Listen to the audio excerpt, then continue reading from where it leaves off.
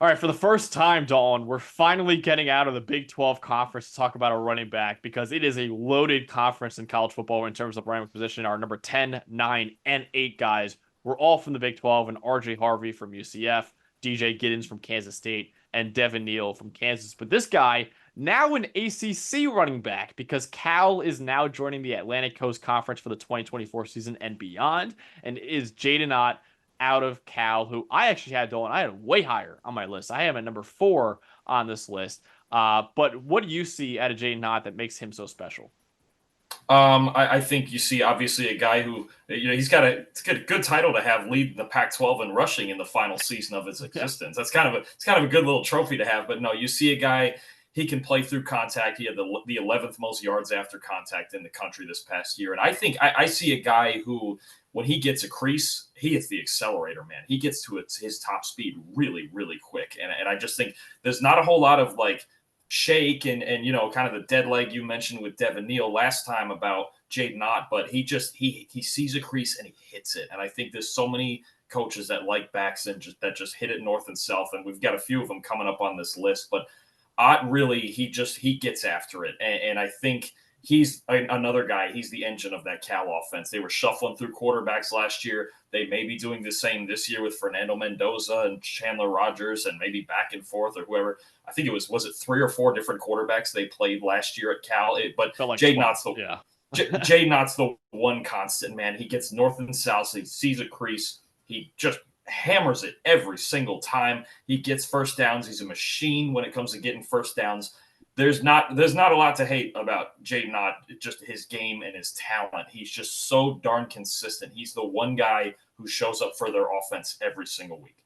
And how about this? We talked about the run blocking offensive lines before and how some guys, like, say, Damian Martinez out of Oregon State or DJ Giddens out of Kansas State, they benefit from it by playing it behind a great offensive line that can help them, get churn out yards. Some guys like Ollie Gordon or Marion Hampton, who brought up how bad the run blocking was for their line. Well, actually, Cal's was worse than both of theirs, man. They had the 112th rated offensive line in terms of run blocking last year out of 133 teams. So Jaydn Ott was kind of by himself. And, that's why you look at his breakaway run rate and it's actually like well below average. But that's not because of him, I think. He's an elite athlete. And when he gets a crease, he does take advantage of it. It's because the run blocking offensive line just wasn't giving him those creases. And I think he did a really good job of his vision and exploding through the hole when he finds it. That's why I think he's been so productive, and he's been incredibly productive over his first 2 years of college football. Since 2022, he has 1,394 yards after contact and 108 force missed tackles, which are third among returning Power 5 running backs. And he has 2,201 total rushing yards, which are fourth as well. Also 517 receiving yards out of the backfield as well over the last 2 years, which are sixth among Power 5 running backs. Again, he's working with not a lot at Cal, man. There's not a lot to really be scared of at Cal in terms of the quarterback situation, in terms of the receivers, in terms of the offensive line not creating holes for him. He's really by himself on an island a lot on that Cal team. Yeah, he's really, really productive as well, which is why I was a lot higher on Jaydn Ott, because I think he's producing in a really bad situation. Also an elite athlete too. Again, we mentioned the gas metric, tested out as a 91st percentile athlete last year, 96th percentile the year before. So there's a lot about Jaydn Ott's game that I really fell in love with the more I watched him, Dalton. But what do you see as in terms of some of the weaknesses that maybe held you back from putting him in the top 5 like I did? I think the question mark for me moving forward, and it sounds really weird going from one Power 5 conference to another, is actually level of competition. Run defenses in the Pac-12 were just not good at all last year outside of UCLA, right? He had 500-yard games last year, and all of them came against teams outside the top 80 in run defense grade. So looking forward to his schedule this year, moving to the ACC, which obviously isn't thought of as the best conference, but there are better defenses in the ACC when you talk about Florida State and Clemson and NC State and all these teams are going to have to play.